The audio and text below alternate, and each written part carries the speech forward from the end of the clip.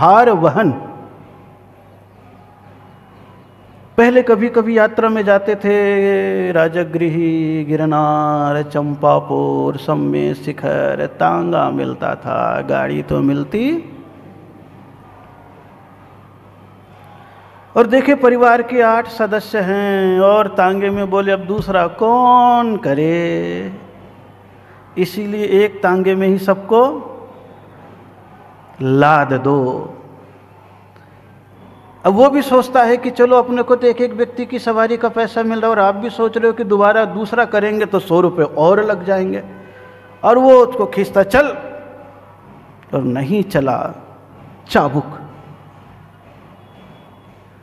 जो मर्म स्थल है दोनों, उसी मर्म स्थल पर चोट है, पहले नासिका में और दूसरे उसके अंग में।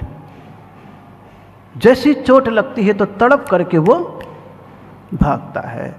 और जरा सा धीरे चलता तो आप कहते कौन सा मरियल सा घोड़ा, रे जल्दी पहुंचाना, इतने देर में अभिषेक पूजा निकल जाएगी। तुम्हें अभिषेक और पूजा दिखती है, उसके प्राण उस समय नहीं दिखते। दिखते हैं क्या? और उस समय ये भाव पैदा हो जाए तो अरे भगवान कहाँ जा रहे हैं, आधे घंटे बाद भी कर लेंगे, लेकिन ये तो बेचारा मरा। ऐसे भाव पैदा होते हैं। नमोस्तु महाराज, आप तो बहुत धीमे गाड़ी चला रहे हो, कब तक जानवर बना करके रखोगे हैं? लेकिन अपने आप को देखोगे तो अभी जानवर से आगे बढ़े नहीं हो।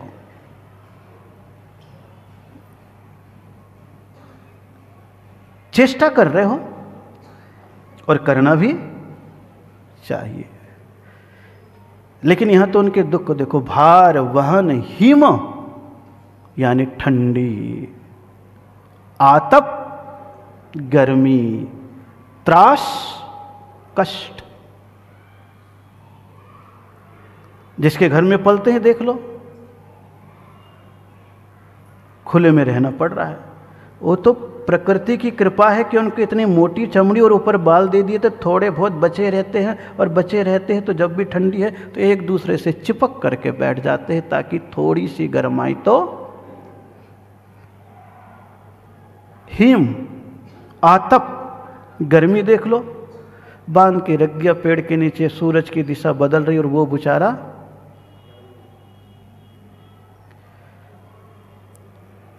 यानी जानवर के प्रति भी इतना करुणा भाव बताने का मतलब है, हो सकता है जो तुम्हारे घर में जानवर पला है कोई ना कोई तुम्हारा पूर्व जन्म का रिश्तेदार है, तभी तो तेरे घर में आया है, लेकिन उस समय गड़बड़ी कर दी थी, आज उसे कर्मों का फल भोगना पड़ रहा है। लिया होगा तुमसे कोई कर्ज, क्या लिया होगा, और चुकाया नहीं।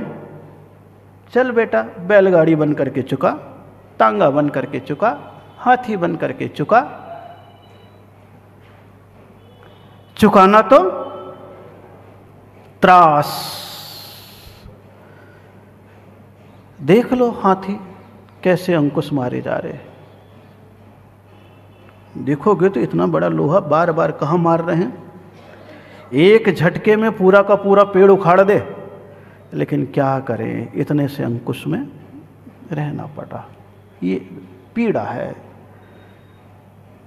आतप त्रास बद बंधन, आगे का श्लोक, बद बंधन आधिक दुख घने,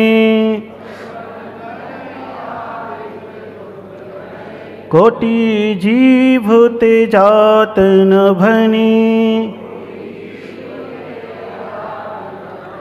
अति संक्लेश भाव ते मरियो, घोर स्वभ्र सागर में परियो। बध, कौन सा बध? देख लो कितना बध हो रहा है, देख लो है। सवेरे सूरज निकलते नहीं है कि इंग्लैंड की प्रयोगशाला में 3 लाख पशु की हत्या यूं हो जाती है।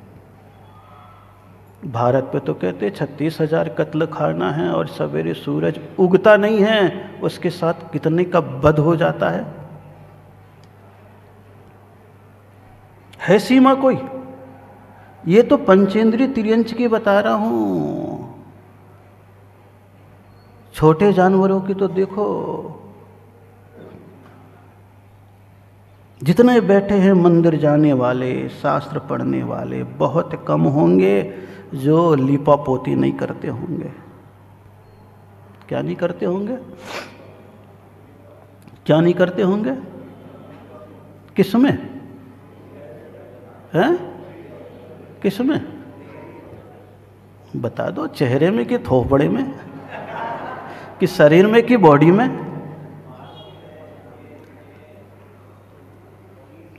याद करो बस। पढ़ने का मतलब ये थोड़ी ना कि कितना पढ़ा दिया महाराज ने, अरे 7 दिन में 3 ढाल पूरी करा दी। हम 3 ढाल तो अभी पूरी करा दूं, मैं तो अभी पूरी करा दूं, मेरे को देर नहीं लगना है। क्योंकि अन्वयार्थ सबको याद है,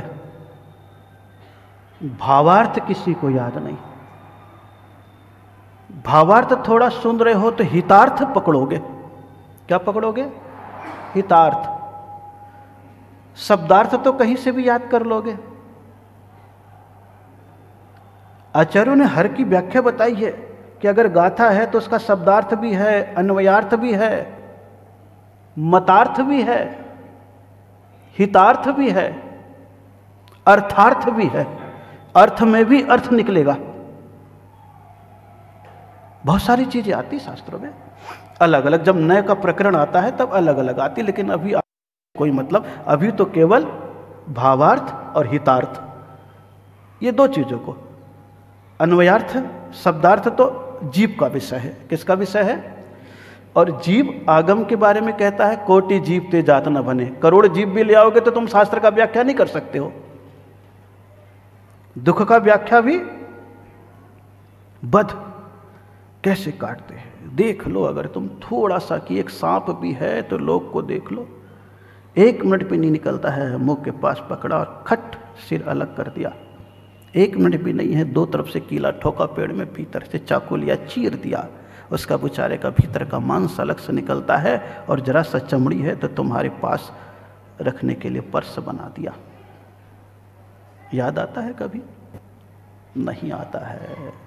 मेरे को तो आगरा हमेशा याद आता है, और ये उदाहरण कई जगह में देता हूँ कि महावीर जयंती के लिए यहाँ पर जब सबसे पहली बार आया था, याद होगा सबको, और उसी समय ताजगंज के पास स्लाटर हाउस खुल रहा था, और मुझसे कुछ लोगों ने बोला महाराज इस पे बोलो, वो करो वो करो। मैंने कहा हड़ताल फड़ताल या जुलूस फुलूस तो मैं निकालता नहीं हूँ, लेकिन बोल जरूर दूंगा। महावीर जयंती है तो अहिंसा पे थोड़ा सा बोलना पड़ेगा। और कत्ल खाने के बारे में बहुत कुछ मैंने बोल दिया प्रवचन में बोल तो दिया। और कुछ लोग आ गए उधर से, बोले महाराज, अखबार में भी आया होगा उस समय के शीर्षक में देख लेना आप,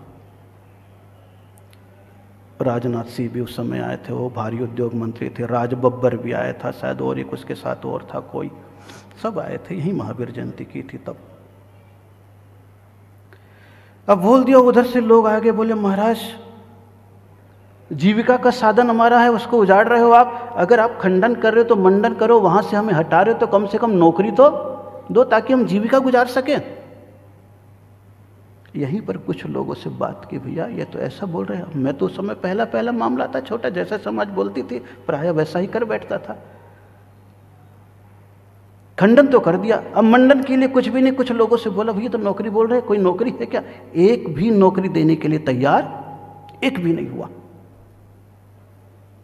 उसके बाद से मैंने तो यूं कर लिया अपने मुंह पे ताला लगा लेने को, बिल्कुल भी नहीं बोलना। जिस दिन आ जाएगा तुम तो अपने घर में आराम से बैठे रहोगे, मुझे तो सड़क पे एक एक कदम नापना है। यही जैनी बाबा है जो बड़ा बकबक कर रहा था। उसके बाद से मैंने नहीं बोला, मेरे को एहसास हो गया। फिर पता किया कि इसका क्या प्रक्रिया है। तब रेवाड़ी में जब मैंने किया, रेवाड़ी, तब मैंने कहा ये सब चीज़ें को बंद करने के बारे में एक बार और, लेकिन पहले सोच लिया और बुला लिया एक को, करने तैयार हो तो मुझसे बुलाओ। बोले ठीक है महाराज। और फिर वहाँ पर बोला, तब जब लोगों ने छोड़ना चालू किया, ठेले में जो वध करते थे, बेचते थे, चिकन है, मुर्गी है, फलाना है, ढिकाना, ये सब पूरा उनका लाइसेंस रद्द। उसके उपरांत एक ठेले में पूरा जो भी जिसको जो व्यापार करना है, चाहे अनाज, चाहे बर्तन, चाहे फल, चाहे मसाला, कुछ भी अलग अलग ठेला भर के दिया, लाइसेंस रद्द, अब जा तुम गली गली में घूम अहिंसात्मक व्यापार कर। वो सफलता मेरी मिली।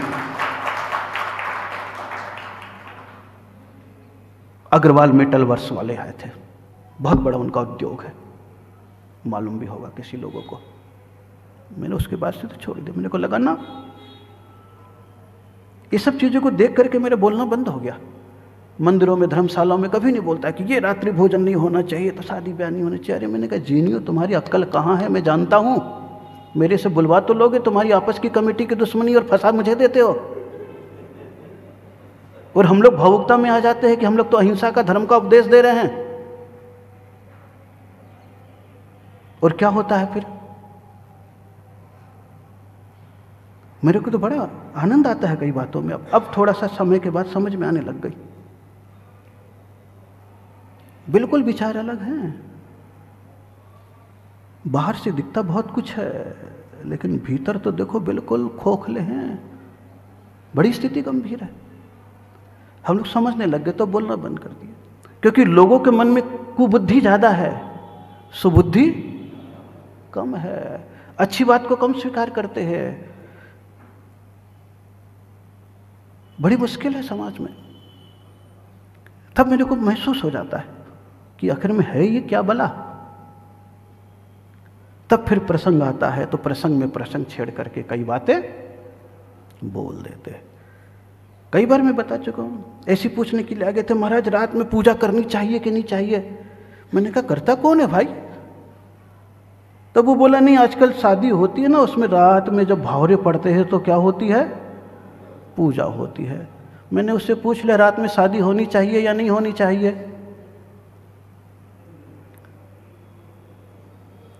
वो सकपका गया, क्योंकि दोनों तरफ से फंस गया। अगर वो बोलता होनी चाहिए तो मैंने कहा इतना बड़ा पाप कर रहा, वो तो तुम्हें दिख नहीं रहा है, और एक उदक चंदन अष्टद्रव्य चढ़वा दिया, वो तुम्हें नरक भेज रहा है, इससे बड़ी तेरी मूर्ता क्या होगी? तो पहला प्रश्न ये करना, रात में शादी होनी ही नहीं चाहिए, शादी नहीं होगी तो पूजा भी नहीं होगी, और तो शादी कर रहा है तो उस दंपत्ति से शांति विधान करवा, ताकि उनके जिंदगी में शांति बनी रहे। आधा घंटा पूजन में दे, कोई नरक जाने वाला नहीं है, रात में भी तू पूजा कर लेगा तो। शादी करेगा तो निर्गति दुर्गति है, पूजा करेगा तो नहीं है। उसके बाद समझ में तो आई,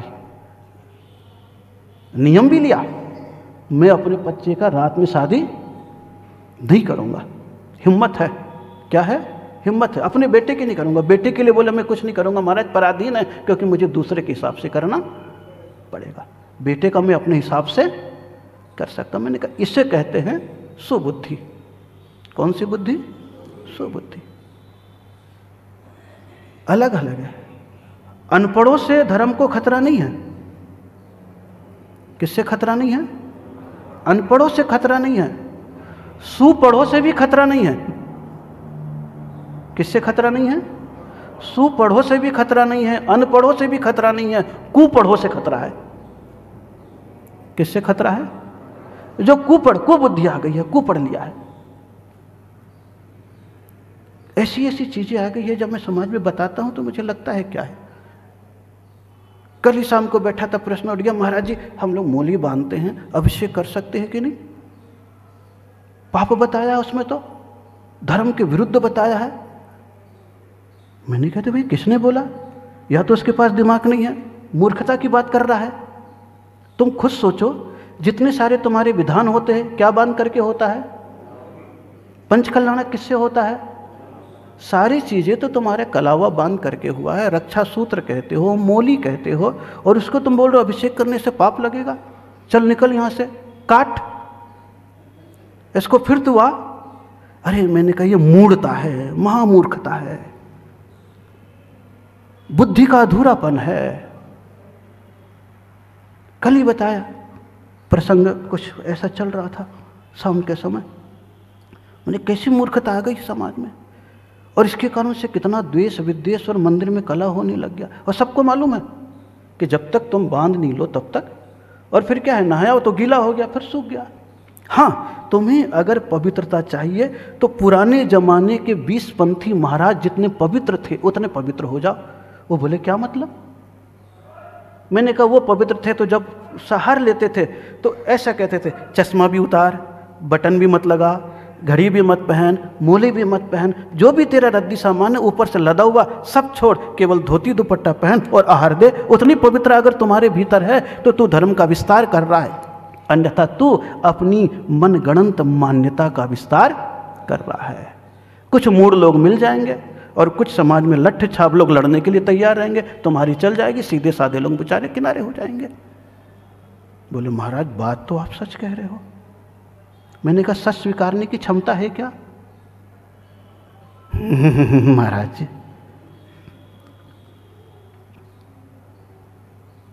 खत्म हो गई बात। इतनी स्थिति गंभीर हो रही है आजकल। वैचारिक धर्म कहाँ है? 6 डाला तो पड़ रहे बदबंधन, और बदबंधन अब समाज में चलने लग गया है, मंदिरों में चलने लग गया, बद भी और बंधन भी। तिर्यंचों में तो अलग बात है। किस में अलग बात है? तिर्यंचों में तो अलग बात है।